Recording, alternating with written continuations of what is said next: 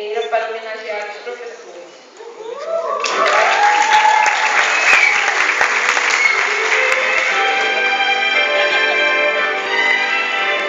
Alô, mestres, boa noite. Uma vez vi uma professora chorar. O motivo não importa agora.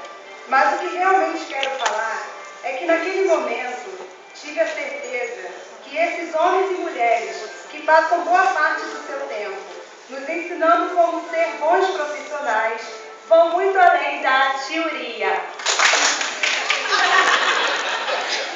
Eles chegam em plena segunda-feira e perguntam para os seus alunos terrivelmente cansados, ou não: "E aí, tudo bom?" Muitas vezes são vítimas de nossas incompreensões e reclamações, principalmente quando as turmas não são formadas no início dos semestres, mas sempre dispostos a atender aos castelinhos E nos dá um teste surpresa que pode garantir até 15 pontos no semestre. E quando nós enrolamos com a resposta, eles soltam um sonoro: "Fale-me mais sobre isso." Ah, gente, por favor, né?